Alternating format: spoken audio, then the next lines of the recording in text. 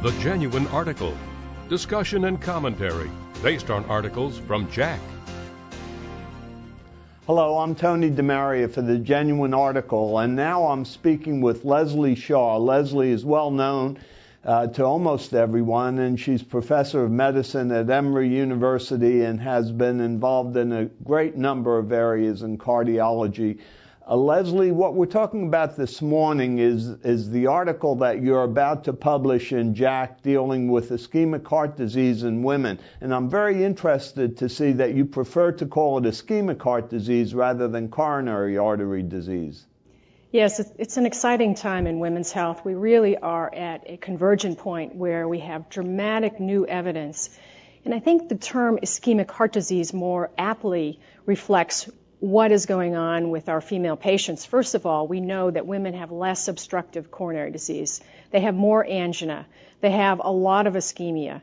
And so therefore, if you think about talking about coronary disease in women, it doesn't seem to aptly fit as much as ischemic heart disease does, given the prevalence of angina and ischemia in female patients. Sure. So there's this disconnect between angina and ischemia and obstructive coronary artery disease. Now, given that, is there a difference in the risk assessment for problems in women?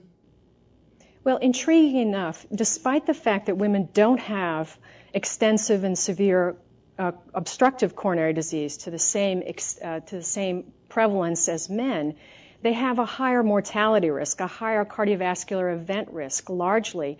An abundance of recent evidence shows that even women with angina, nonspecific chest pain, have a higher incidence of incident infarction. And therefore, some of the more outside the box, if you will, ways to estimate risk in women are going to have to be brought into this equation for us to understand what's going on.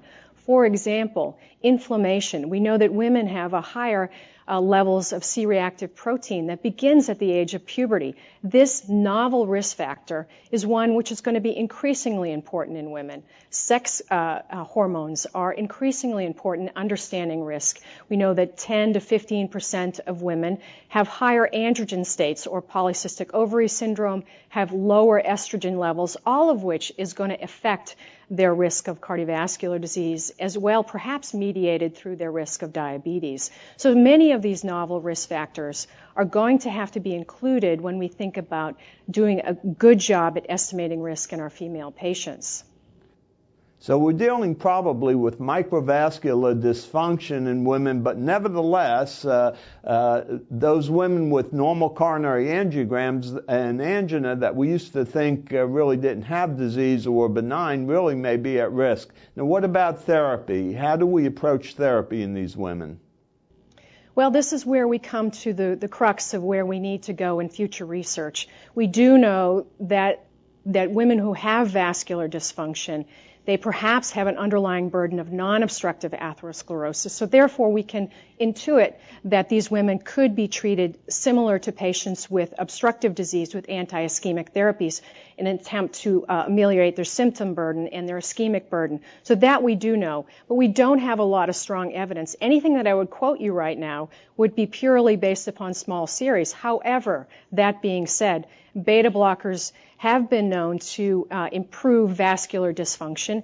ACE inhibitors and statins, there's a real strong body of evidence that both of those agents can be very effective at reducing symptoms and improving ischemia, reducing ischemia.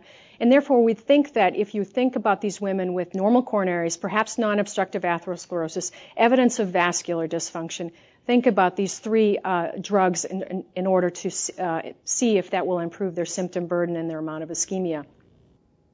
Well, there really has been some increased understanding of the fact that ischemic heart disease in women is a bit different than it is in men and requires a bit of a different approach. This manuscript really points that out very well. Thanks for being with us. Thanks, Tony. Glad to be here.